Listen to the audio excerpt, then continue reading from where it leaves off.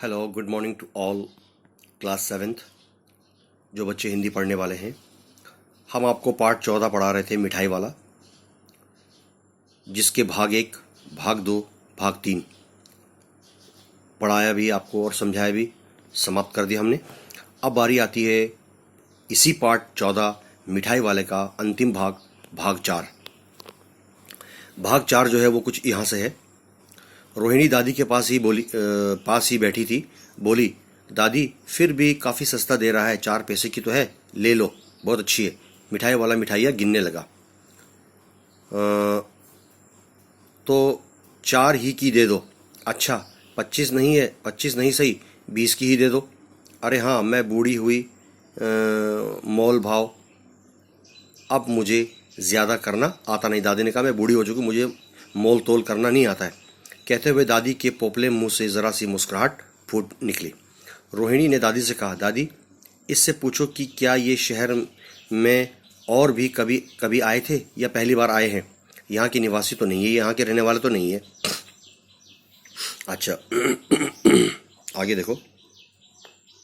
दादी ने जैसे ही ये पूछने की कोशिश की कि मिठाई वाले ने उत्तर दिया, पहली बार नहीं, और भी कई बार मैं यहाँ आ चुका हूँ। रोहिणी चिक की आड़ से ही बोली, जो पर्दे की आड़ में बैठी हुई थी। पहले यही मिठाई बेचते हुए आए थे या और कोई चीज़ भी लेकर आए थे?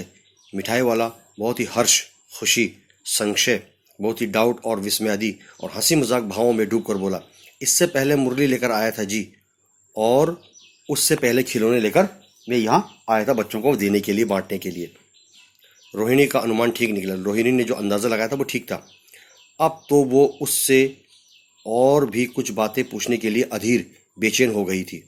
वो बोली, इन व्यवसायों में भला तुम्हें क्या मिलता है? ये जो रोज़गार तुम करते हो, ये तुम बेचते हो गली गली जाकर, इससे क्या फ़ायदा होता है? मिठाई वाला बोलता है, खिलौने वाला, मिलता भला क्या है?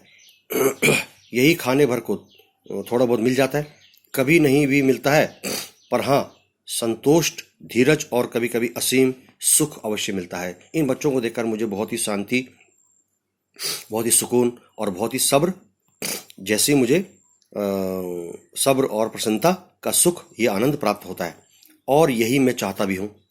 वो कैसे? रोहिणी ने पूछा, वो भी बताओ। अब व्यर्थ उन बातों में क्यों चर्चा करूं, उन बातों के, उन्हें आप जाने ही दे। इन बातों को सुनकर आपको भी दुख होगा। जब इतना बताया है तब और भी बता दो। मैं बहुत उत्सुक हूँ। रोहिणी ने कहा, मैं बहुत बेचैन हूँ आपसे ये तमाम बातें जानने के लिए। तुम्हारा हर्जाना ना होगा, और मैं जो कुछ भी मिठाई ले लूँगी तुमसे थोड़ा बहुत और भी खरीद लूँगी जो खरीदा है। अच्छा। अतिशय गंभीरता के साथ मिठाई वाले ने कहा, मैं भी अपने नगर का एक प्रतिष्ठित, एक इज्जतदार आदमी था। मकान, व्यवसाय, रोजगार, गाड़ी घोड़े, नौकर चाकर सभी कुछ था मेरे पास।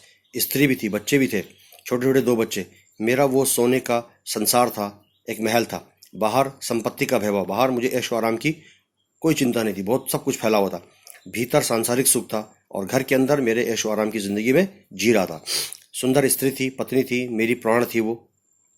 बच्चे ऐसे सुंदर थे जैसे सोने के सजीव, खिलौने की तरह, मूर्तियां की तरह हों बच्चे। उनकी अटखेलियों के मारे घर में कोलाहल मचा रहता था।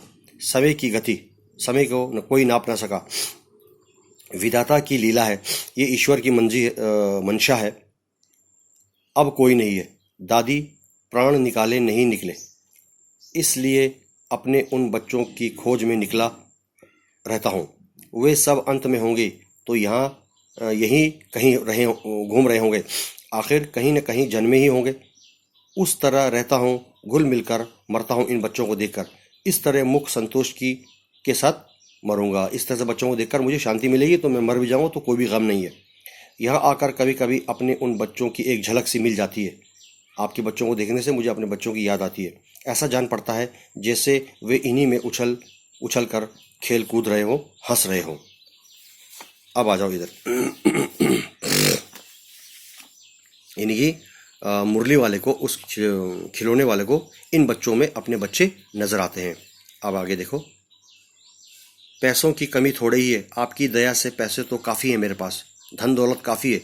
जो नहीं है इस तरह उसे पा जाता हूँ, इस तरह से मैं इन चीज़ों को ले लेता हूँ।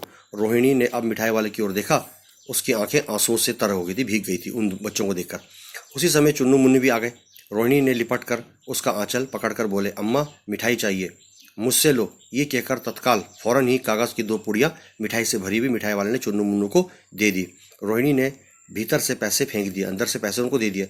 मिठाई वाले ने पेटी उठाई और कहा, अब इस बार मैं पैसे न लूँगा। दादी बोली, अरे अरे ना ना, अपने पैसे लिए जा भाई। तब तक आगे फिर सुनाई दी आवाज़, उसी मादक मृदुल मीठी और मधुर आवाज़ स्वर में कहता हुआ, बच्चों को बहलाने वाला मिठाई वाला आया है। तो ये कहते हुए मिठाई वाला आगे बढ़ गया।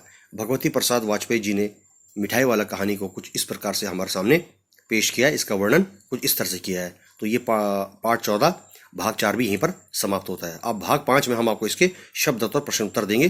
तब तक के लिए धन्यवाद।